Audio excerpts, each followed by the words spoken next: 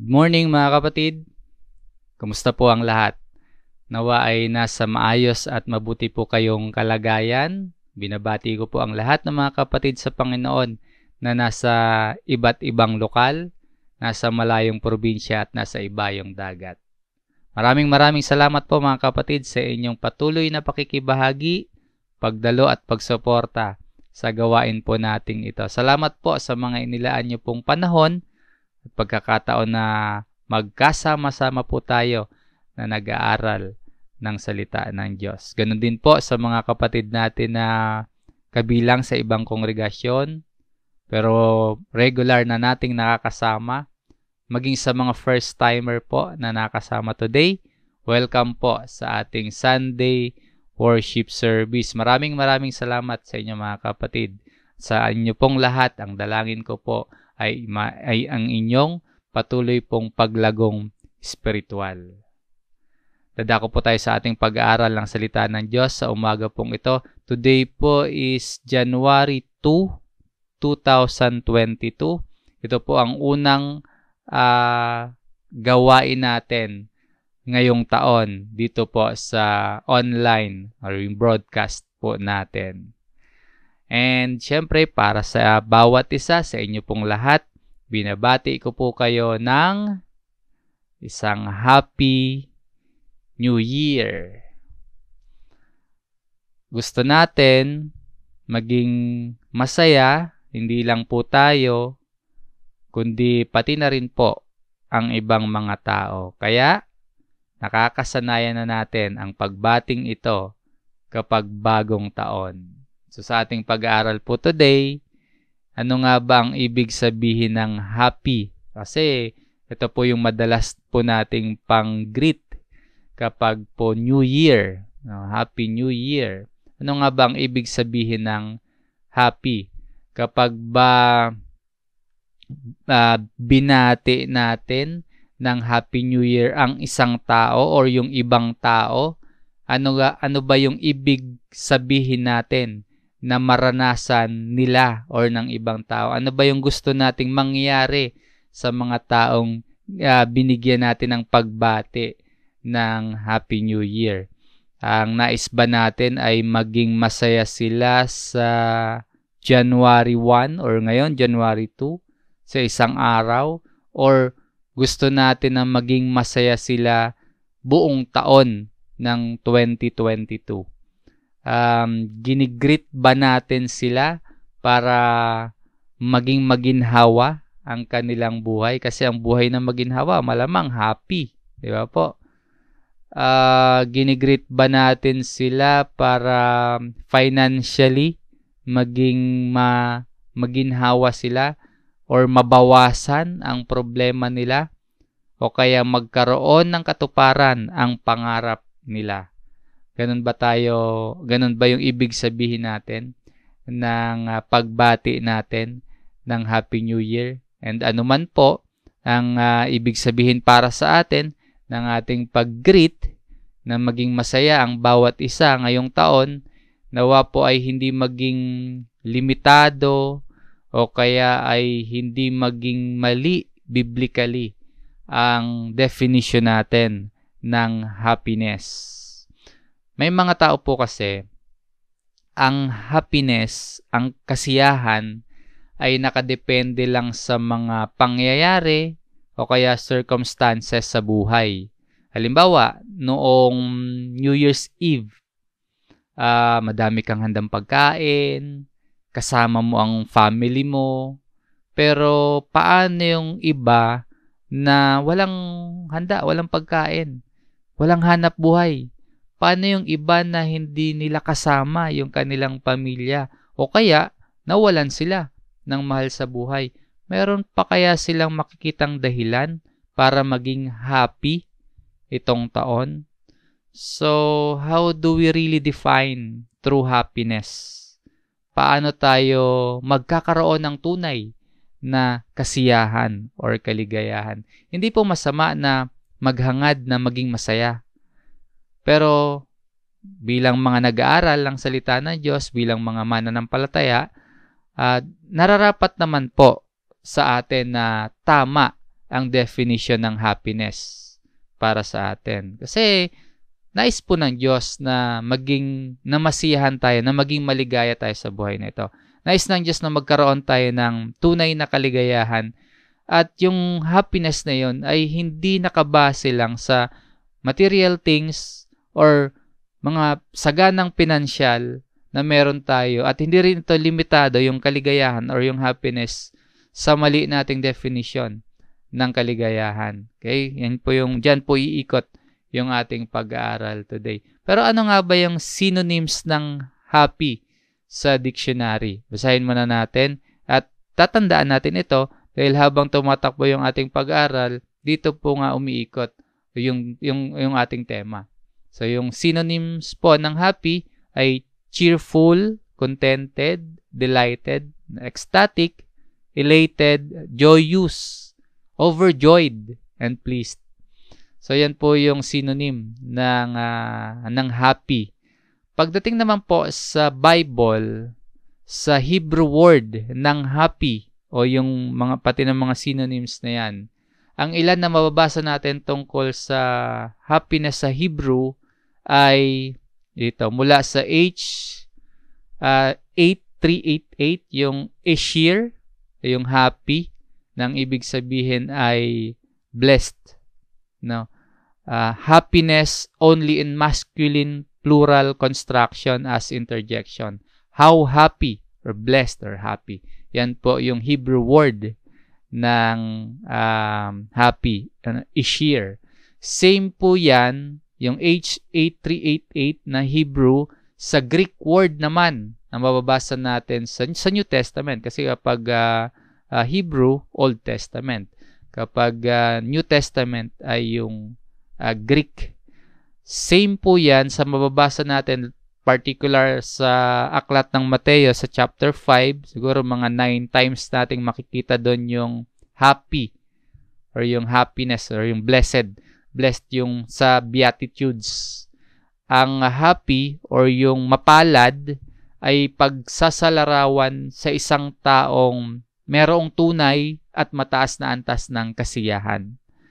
Ang happy or yung blessed ay hindi pagpapanggap na masaya or pakitang tao na masaya. Kasi may mga tao po, outward, makikita mo na masaya. Nakikipagtawanan, bungisngis, yung mga ganon. Pero deep inside, kapag nag-iisa na, malungkot pala. Hindi totoo yung kaligayahan. May mga tao po na kapag nakatanggap ng material na mga bagay, gamit, bagong gadget, sumasaya. At sa iba naman po, kapag nakakasama yung mga taong gustong-gusto, sumasaya ang pakiramdam. Pero hindi po yun at hindi lang sa mga bagay na nabanggit ko, ang nais ng Diyos na matanggap natin para tunay tayong lumigaya sa buhay. Ibig sabihin, wala po sa mga temporary things ang basihan ng kasiyahan na nais ng Diyos na maranasan natin. Minsan po kasi, ito take note po ulit mga kapatid, minsan lang po, yung mga bagay na nagpapasaya sa atin, yun din po yung joy killers na sumisira sa kasiyahan na nais ng Diyos na maranasan natin. May mga bagay na nagpapasaya sa atin. May mga bagay na dinedefine nating happiness, pero yung bagay na yon, yung sumisira sa kasiyahan na nais ng Diyos na maranasan natin. Kaya, ang basehan natin ngayon ng definition ay Bible.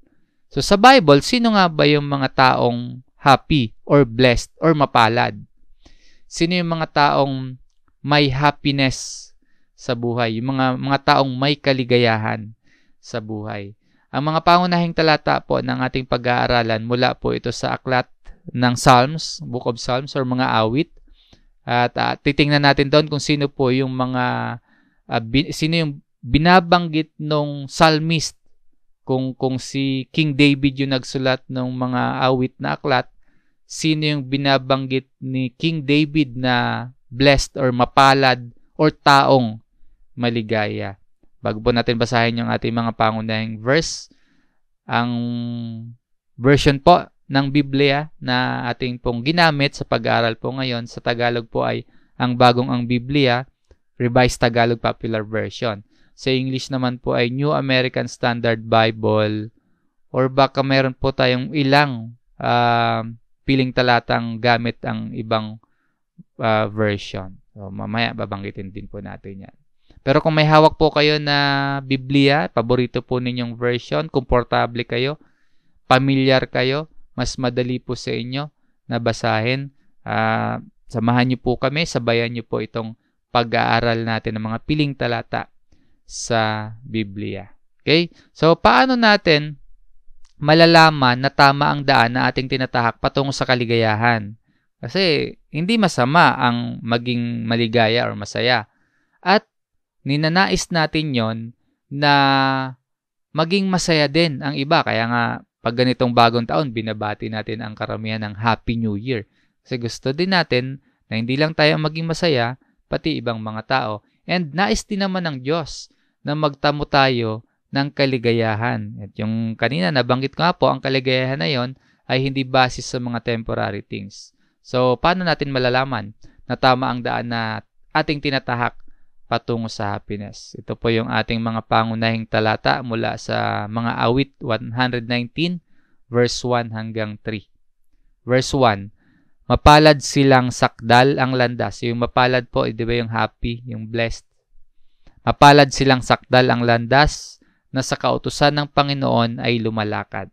Sa verse 2 and 3, mapalad silang nag-iingat ng kanyang mga patotoo na hinahanap siya ng buong puso, na hindi rin gumagawa ng kasamaan kundi lumalakad sa kanyang mga daan.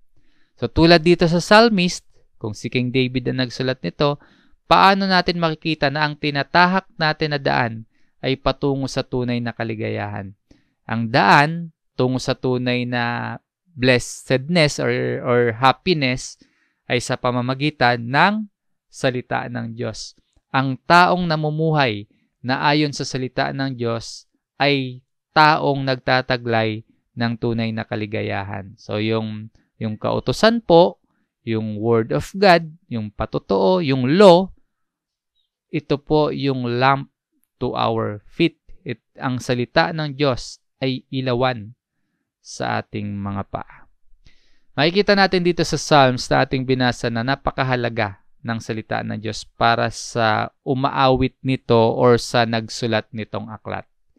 Ngayon, para sa atin, paano naman natin malalaman na tama nga or biblically yung definition natin ng happiness at yung tinatahak natin patungo sa kaligayahan ay yun nga yung nais ng Diyos para sa atin. So, basahin muna natin din sa isang version. Ito po yung sinasabi ko, yung Good News Bible na version ng ating main text. Sabi po sa verse 1, happy are those whose lives are faultless, who live according to the law of the Lord. Verse 2, happy are those who follow His commands, who obey Him with all their heart. And verse 3, they never do wrong, they walk in the Lord's way. So yun daw po yung happy. Paano natin ulit malalaman na tama ang daan na tinatahak natin patungo sa happiness? Kung namumuhay tayo na sang-ayon sa salita ng Diyos at patuloy tayong hinuhubog ng Word of God. Ang mga tunay na masaya, ang mga taong namumuhay ng matuwid, no? Faultless, mga taong may integridad, mabuting integridad, mga walang anumang maaring ipintas ang ibang tao. Siyempre, tayo po alam natin na hindi natin mape-perfect. Meron tayong kapintasan. Kaya napakahalaga sa atin ng salita ng Diyos. Hindi natin mape-perfect. So yung dapat nating pagtugon, lalo tayong kumapit, lalo tayong magpasakop, lalo tayong lumubog sa salita ng Diyos. Kasi yun yung maghuhubog sa atin patungo sa faultless na pamumuhay. Hindi pa natin naaabot yan ngayon. Meron pa tayong kapintasan. Marami pa tayong mga pagkukulang at pagkakasala. Kaya napakahalaga ng salita ng Diyos para tuloy-tuloy tayo na mahubog hanggang sa lumago, hanggang sa mag-grow, hanggang mag-mature tayong lahat. Huwag nating i-condition yung ating isip na masaya ang gumawa ng masama. Again, napakahalaga ng mga payo, katotohanan at katuruan ng salita ng Diyos. Yung mga naririnig nating mga kaisipan, katuruan ng mga tao lamang, ay huwag nating, lalo yun kung yun ay salungat sa salita ng Diyos, kung yun ay salungat sa turo ng Biblia, ay huwag nating i-kondisyon sa ating isip na yun ay totoo. Kasi sabi po ng iba, sabi ng ilan, masarap daw po ang bawal. Kung ano daw po yung mali, yun yung masaya. Masarap nga ba? Totoo nga kayang masaya? Sabi-sabi lang po yun ng mga tao. Pero, ano ang sinasabi sa atin ng Biblia? Papakinggan natin yung katuroan ng Biblia bilang tayo po ay mga mananampalataya. Sabi dito sa verse 2, happy are those who follow His commands, who obey Him with all their heart. Kailangan natin ang commandment. Kailangan natin ang law. Kailangan natin ang salita ng Diyos bilang gabay, bilang pagdidisiplina sa atin, bilang pagpapaalala sa atin ng pamumuhay na matuwid, na faultless. Kaya nga po, ang salita ng Diyos sa atin ay ilawan sa ating mga paa.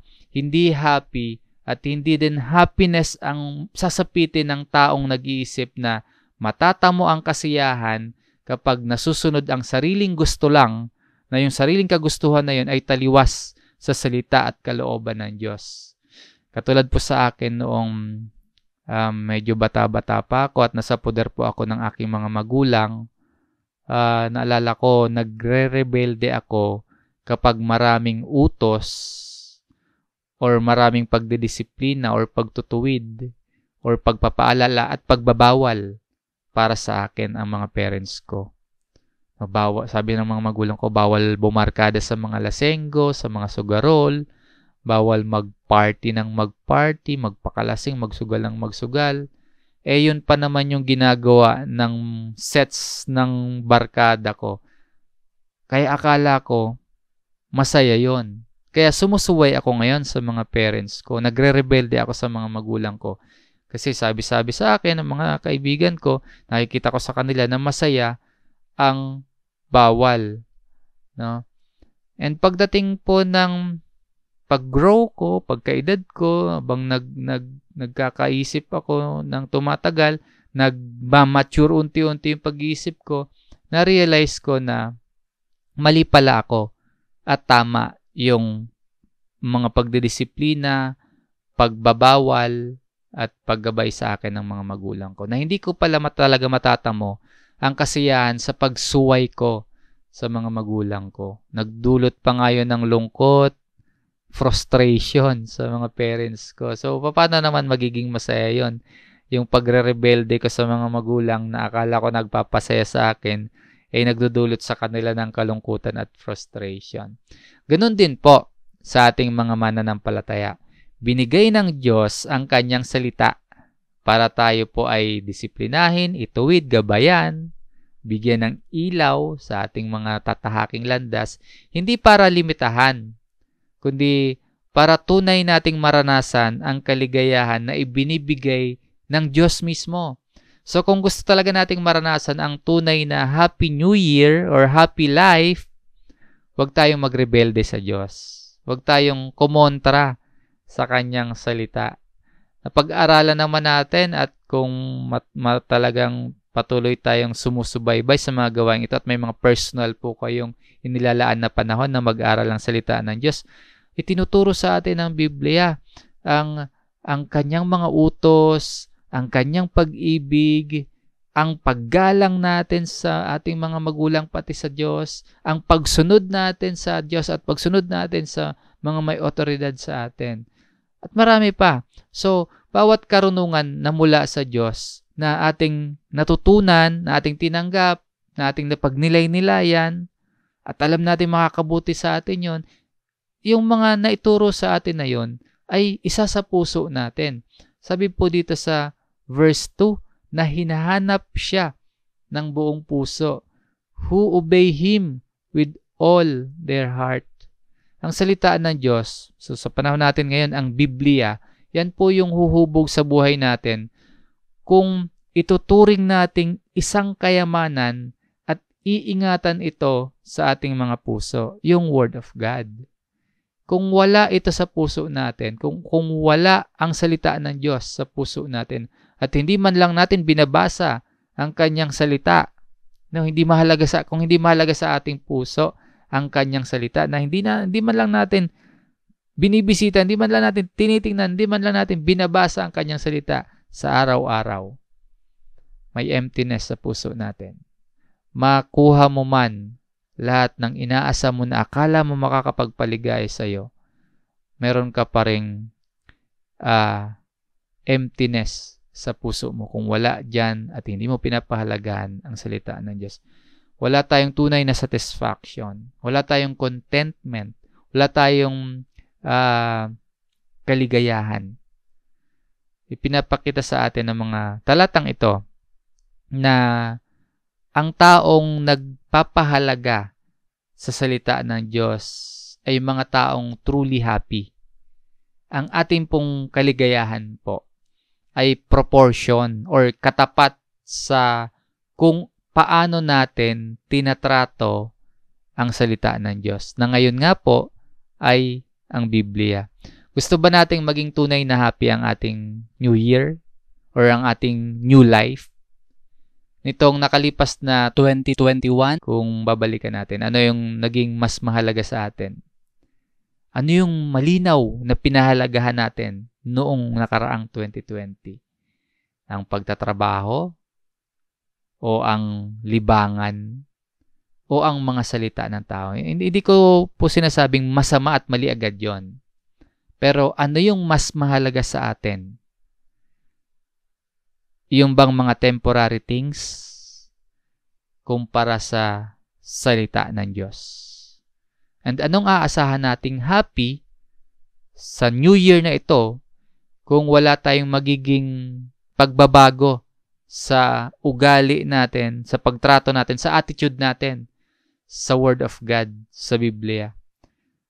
Sabi nung psalmist, ito kasi ang ating main verse na sa chapter 119. Pero sa pasimula nung psalmist, ito yung kanyang paglalahad. Sa verse 1 ng chapter 1, mapalad ang taong hindi lumalakad sa payo ng masama. Blessed, mapalad, happy. Happy are those who hindi lumalakad sa payo ng masama, ni tumatayo man sa daan ng mga makasalanan, ni umuupo man sa upuan ng mga manunuya, kundi nasa kautusan ng Panginoon ang kanyang kagalakan at nagbubulay-bulay araw at gabi sa kanyang kautusan. So, blessed is the man. Ang point natin dito, hindi lang basta religious activities tulad ng ganitong gawain, pakikinig natin at pagbabasa natin ng salita ng Diyos, kundi pagsasapuso at pagsasabuhay nito. Lumalakad. Ito yung taong mapalad. Ito yung taong may kagalakan. Ito yung, yung tao na yun, nagbubulay-bulay araw at gabi sa kanyang kautusan. Gawin natin ang ating makakayang, lahat ng ating magagawa at makakaya sa tulong ng Diyos na maging masaya or magkaroon ng kagalakan. Ano man ang ating maaring pinagdadaanan or sitwasyon sa pamamagitan ng pamumuhay natin ng ating mga natutunang karunungan mula sa salita ng Diyos. Pinahalagahan at hinahanap-hanap ang Diyos sa pamamagitan ng Biblia. Magkakaroon tayo ng kagalakan kapag ganyan yung ating attitude. At matatagpuan natin ang Diyos, mapapakinggan, maririnig natin ang Diyos sa pamamagitan ng Biblia. Sa mga talatang ating binasa, tinuturuan tayo na wala sa mga material na mga bagay lamang ang pagtatamo ng tunay na kaligayahan. Yes, minsan, nagkakaroon tayo ng kasiyahan sa mga temporary at material things. pero mga panandalian yon ang ino-offer na happiness nun.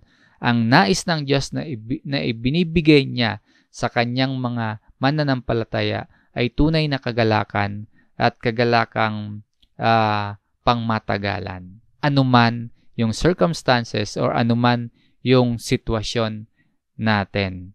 So, ang paraan ng Diyos upang tayo'y maging masaya. Yan yung titingnan natin mula sa ating mga pangunahing mga talata. Sa kasunod po sa verse 4 ng Psalms 119, ang sabi po, binigay mo nga sa amin ang iyong mga utos upang buong pagsisikap na ito'y aming masunod. Sa verse 5, gayon ako umaasang magiging tapat, susundin ang iyong utos, susundin ng buong ingat. At sa verse 6, kahihiyan ay hindi ko matitikman kailan paman, kung ako ay susunod ng tapat sa iyong kautusan. So alam ng Diyos kung paano tayo magiging masaya or blessed. Ating papakinggan. Hindi yung tao lang. Lalo na yung payo or salita ng tao ay taliwas sa katotohanan ng salita ng Diyos. Ang mga salita ng Diyos na ating natatanggap, na ating napapag-aralan, na sinasabi sa atin ay hindi mga suggestions.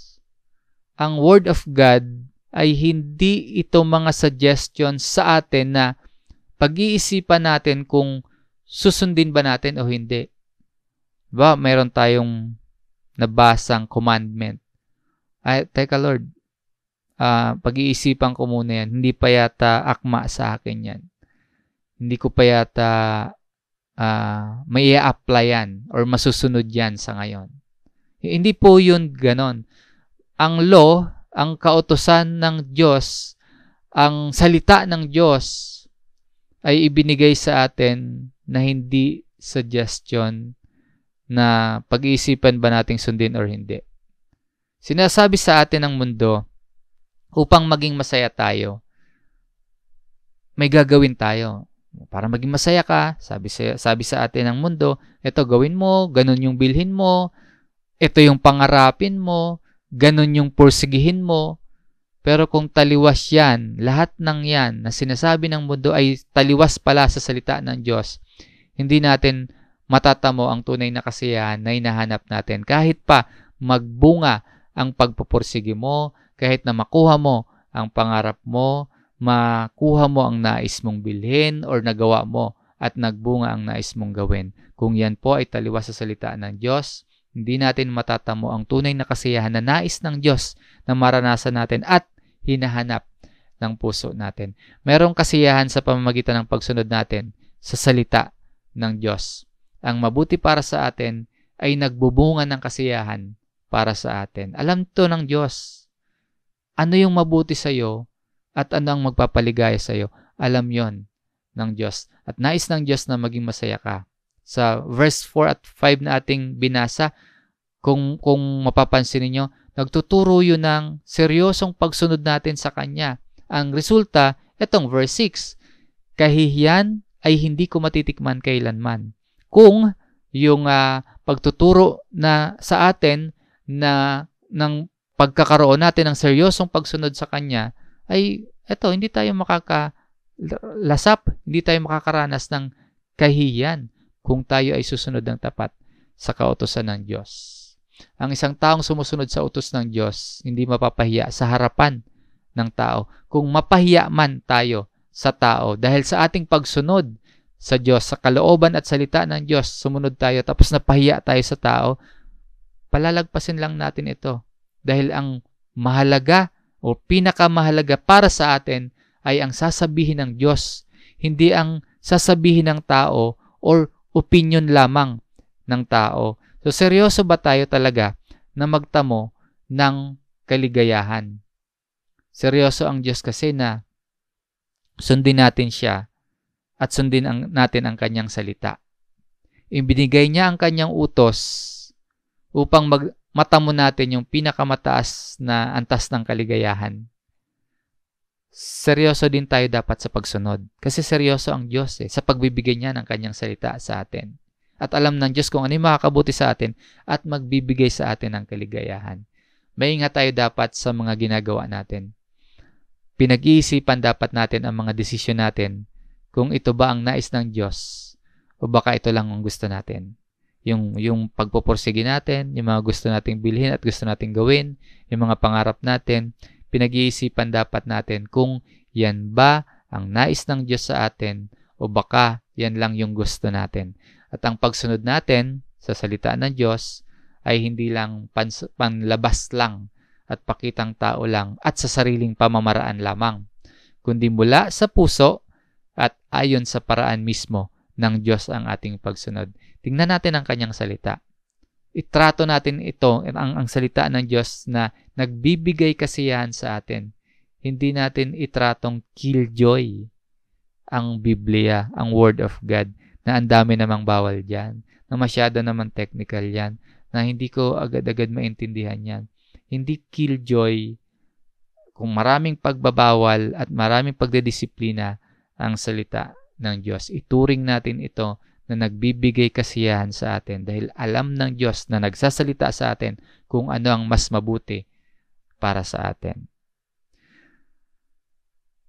Kasi tayong mga tao, kapag kinukondisyon natin ang ating isip base sa mga katuruan at opinion at salita ng mga tao lang din, lalo na't hindi ito sang-ayon sa salita ng Diyos,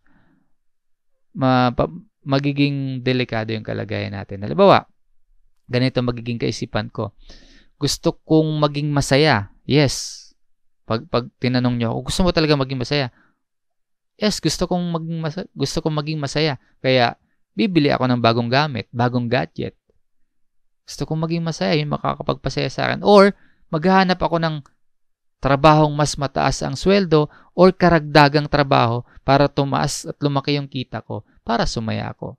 O kaya, uubusin ko yung oras ko sa pagpapayaman ko sa material things para maging masaya ako. Or pwedeng isipin ko na makipagrelasyon kaya ako sa ibang babae kahit may asawa na ako. Kasi, yun ang magpapasaya sa akin. Or, iinom ako ng iinom, maglalasing ako ng maglalasing kasama ang mga barkada ko at kung ano-ano pang bisyo kasi gusto kong masaya.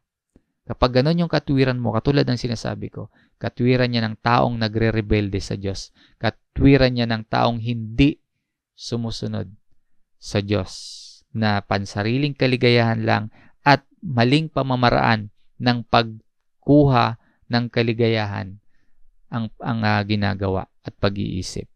Pero ang taong sumusunod sa Diyos, kasi ang na-share ko po sa inyo, ang taong nagre-rebelde sa Diyos, ang katwiran ng taong yon ay bumili ng mga material things, humanap ng kaligayahan sa pera at kayamanan, humanap ng kaligayahan sa maling pakikipagrelasyon sa tao or mga bisyo. Ang taong sumusunod sa Diyos, ganito po ang sasabihin. Mula po sa Psalms or mga awit 119 verse 5, o maging matatag nawa ang pamamaraan ko sa pag-iingat ng mga tuntunin mo. So tuntunin, statutes, word of God, law, ang salita ng Diyos. Uso pa ba yung New Year's resolution? So tulad dito sa psalmist, ito din ang maging nais natin, na maging matibay at maging maingat tayo sa pagsunod sa tuntunin o kalooban o salita ng Diyos. Sa ibang aklat ng Biblia, may mga pagpapaalala sa atin na huwag tayong umayon, kundi mag-iba tayo ng pag-iisip hindi ayon sa masamang takbo ng mundong ito. Dahil alam ng Diyos kung anong mabuti para sa atin. Ibinigay niya ang kanyang salita.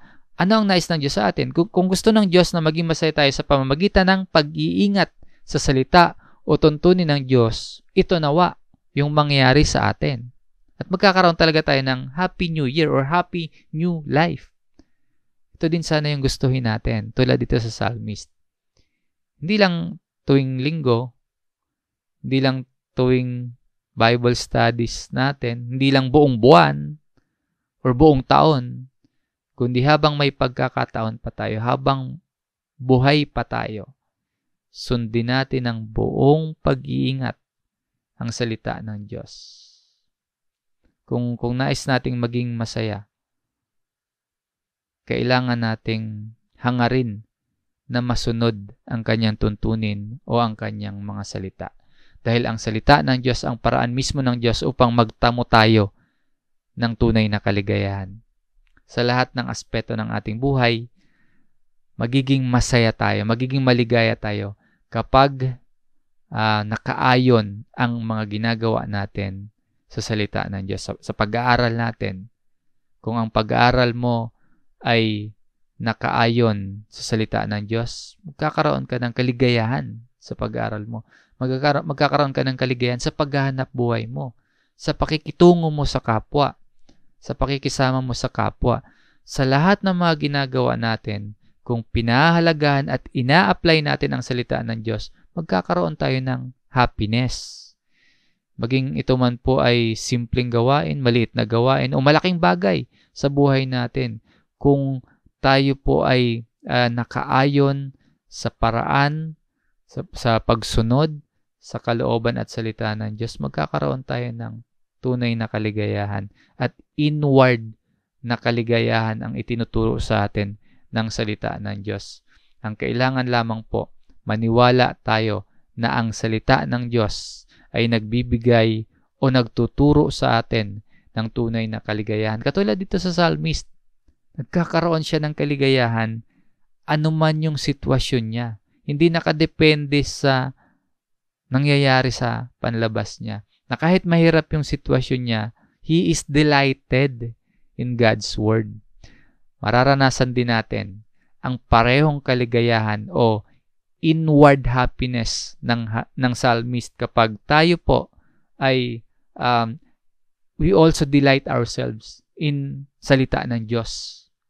No? Ang pagkaunawa ng salita ng Diyos ay mula sa Kanya, sa pamamagitan niya at para sa Kanya. So napakalawak talaga ng Biblia bilang salita ng Diyos. At mauunawaan natin ito sa pamamagitan ng Diyos at para sa Diyos. Tuloy natin yung ating main verse sa Psalms 119 verse 7 hanggang 8. Pupurihin kita ng may matuwid na puso kapag aking natutuhan ang matuwid mong mga batas.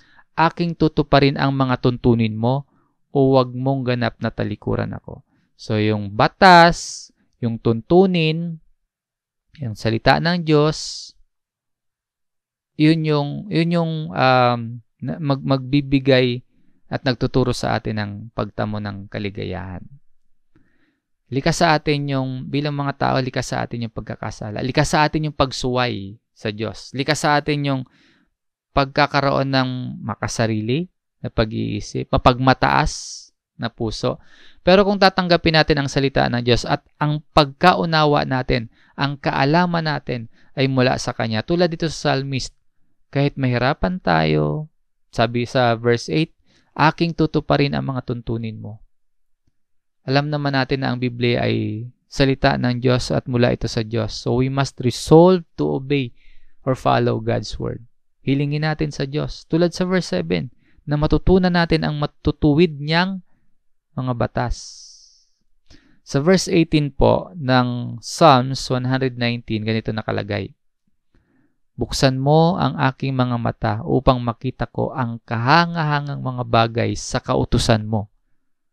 Napakalawak ng salita ng Diyos at ang awit at dalangin ng psalmist ay buksan ang kanyang mga mata upang makita ang kahangahangang mga bagay sa salita ng Diyos sa kautusan. Ito yung dalangin ng psalmist. At kapag ito yung prayer natin, posibleng ibigay agad ng Diyos sa atin yan at magbunga yan ng kaligayahan sa atin. So, pray. Kung tunay tayong nananalig sa Panginoong Hesus na sa atin ang Espiritu ng Diyos. At ang Espiritu ng Diyos na yun yung tutulong sa atin na magbigay ng karunungang mula sa Diyos. Masusunod lang natin ang salita ng Diyos sa pamamagitan ng lakas, sa pamamagitan ng kapangyarihan na nanggagaling mismo sa Kanya. So, tuparin natin ang tuntunin ng Diyos tulad ng nabasa natin kanina sa verse 8. Huwag nawa tayong talikuran ng Diyos. Alam ng Diyos na hindi natin kaya ang sumunod fully sa Kanyang salita. Kaya nga ipinadala niya si Jesus para sa atin para sa Panginoon tayo magtiwala dahil ang Panginoon kaya na sumunod sa salita ng Diyos. Sa Panginoong Jesus na nakasunod sa lahat ng mga utos ng Diyos, tayo ay magtiwala. So, doon natin sa pagtitiwala natin sa Panginoong Jesus, makakaya na natin na sundin ang Kanyang salita. Kung likas sa atin ang pagsuway, kung likas sa atin na magrebelde at magkasala at mahina tayo, kung nalilihis tayo ng landas, isinugo ng Diyos ang tanging daan. Isinugo ng Diyos ang Kanyang salita. Isinugo ng Diyos ang pinakadakilang gawa ng Diyos upang maranasan natin ang tunay na kaligayahan. At kung tayo po ay natututo at kung tayo po ay naipapamuhay ang salita ng Diyos, purihin ang Diyos. Diba? Sabi nga po sa verse 7, kanina yung ating binasa, pupurihin kita ng may matuwid na puso kapag aking natutuhan ang matuwid mong mga batas. Nabasa ko sa isang Bible commentary, Matthew Henry commentary, and agree ako sa kanyang sinabi. Sabi niya, ang pag-aaral natin ng Biblia ay hindi para siksikin ng mga impormasyon ang ulo natin, ang isip natin, punuin lang ng kaalaman at maging kilala tayo at purihin ang iba na may masabi sila, yung ibang tao na marami tayong alam, na marunong tayo sa Biblia.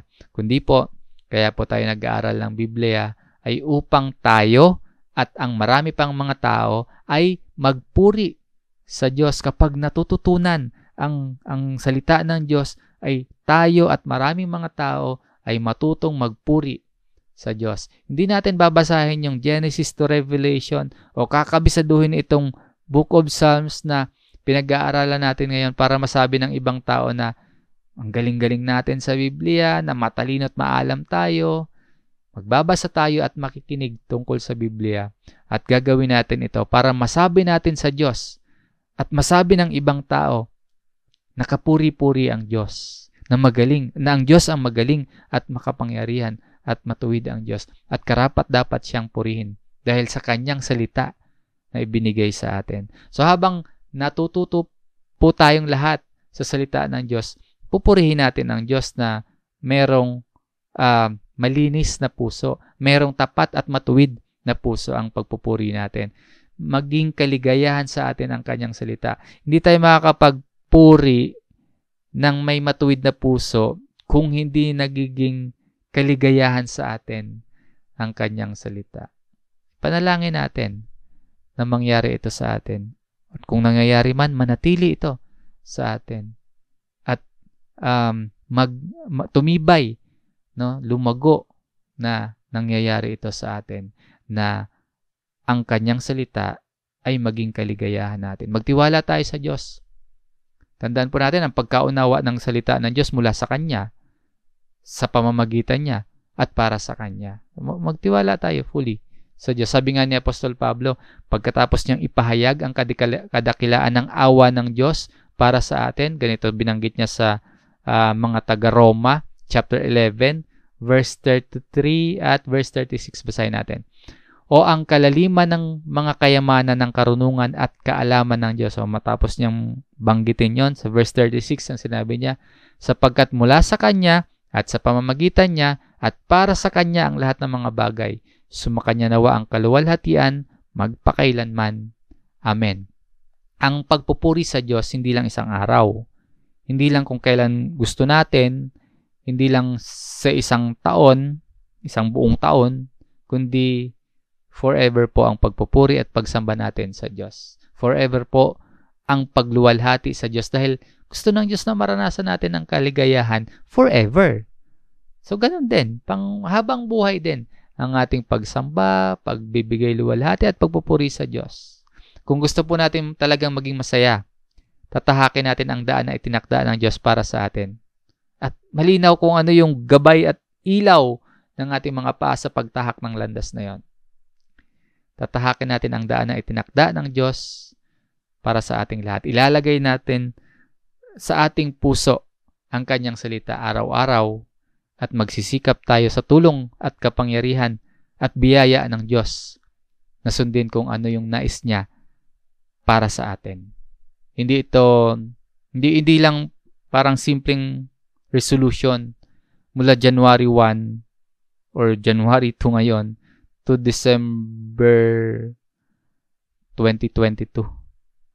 Kundi lifelong resolution ito from now hanggang tayo ay bawian ng buhay. O kaya hanggang sa pagbabalik ng Panginoong Hesus, ano man yung mauna. Hindi lang Happy New Year, but a truly happy life. Simula ngayon hanggang forever. At itong pag-aaral natin ng salita ng Diyos sa umagang ito, mga kapatid, ay tunay na magbunga ng kasiyahan sa ating mga puso. Sa panghuli po, nais ko din pong i-share sa inyo ang bahagi ng sulat ni Apostol Pablo na nagbigay inspirasyon sa akin din na magpatuloy tayo sa sama-samang pag-aaral at paglilingkod sa Diyos. Sa ikalawang Korinto, chapter 1, verse 24. Sa Revised Tagalog Popular Version, ganito nakalagay. Hindi sa nais naming pangunahan kayo, sapagkat alam naming sinisikap ninyong maging matatag sa pananampalataya. Nais lamang naming tumulong upang maging maligaya kayo. Sa ang bagong Biblia, hindi sa nais naming maging Panginoon sa inyong pananampalataya, kundi kami ay mga kamanggagawa ninyo para sa inyong kagalakan, sapagkat kayo'y nakatayong matatag sa inyong pananampalataya. Bilang isa po sa mga nabibigyan ng pagkakataon na manguna sa ating pag-aaral ng Biblia, bilang po sa isa sa mga kamanggagawa ninyo, magkasama-sama po tayo mga kapatid na manatiling matatag sa pananampalataya. Mula din po sa Council of Ministers, katulong ninyo kami at magtutulungan po tayo sa kagalakan, sa tunay na pagtamo ng kaligayahan na nais ng Diyos na taglay at laman ng puso natin. Nabanggit ko po kanina sa pasimulaan na minsan may mga bagay na nagpapasaya sa atin at yung mga bagay na yun ay joy killers na sumisira sa kasiyahan na nais ng Diyos na maranasan natin. Baka nasasobrahan tayo po sa paghahangad ng kayamanan o material na kayamanan, material na kapangyarihan at kasikatan at tagumpay sa buhay na ito. Baka nasasobrahan po tayo dyan at akala natin yun po yung magbibigay ng kaligayahan sa atin. At baka sobra-sobra po yung pagnanais nating makasama ang mga taong nagpapasaya sa atin na nakakaligtaan naman natin na maglaan ng oras, maglaan ng lakas para sa salita ng Diyos na yung Word of God na yun ay yun yung nagtuturo sa atin kung paano mamuhay, taglay ang tunay na kaligayahan na nais ng Diyos na maranasan natin. So magtulungan tayo mga kapatid. Madaming umaagaw, madaming talagang totoong joy killers na naglalayo or humaharang para maranasan natin ang kaligayahan na nais ng Diyos sa atin. And upang patuloy po tayong manginabang sa salita ng Diyos, maging masigasig po tayo na ilaan ang ating mga sarili sa dito. Number 1, pag-aaral ng salita ng Diyos. Number 2, pagsunod sa salita ng Diyos. And number 3, pag-ibig sa salita ng Diyos. Na maging masigasig po tayo na ilaan simula ngayon hanggang sa pagbabalik ng Panginoon. Kung ano man yung mauna, kukunin man at matapos man ang oras at buhay natin dito. Sa tulong ng pag-aaral natin ngayon, ang resolution natin or yung pagpapatuloy natin ay ilaan ang ating sarili sa pag-aaral ng salita ng Diyos, sa pagsunod sa salita ng Diyos na ating natutunan at pag-ibig sa salita ng Diyos. So ano yung magiging attitude natin sa Biblia, sa mga gawain ng pag-aaral at pangaral ng salita ng Diyos? Ang salita ng Diyos ay tunay na ilawan sa ating mga paa. sa maaring mga hadlang at maaring naglalayo sa atin para sa tunay na maranasan natin ang happiness. Hindi lang sa isang araw na okasyon, o isang linggo, o isang buwan, o isang buong taon, kundi kaligayahan sa buong buhay natin. Patuloy po tayong magtulungan mga kapatid. Nawa habang natututo tayo sa bawat pag-aaral natin ay maging kasiyahan sa atin ang salita ng Diyos.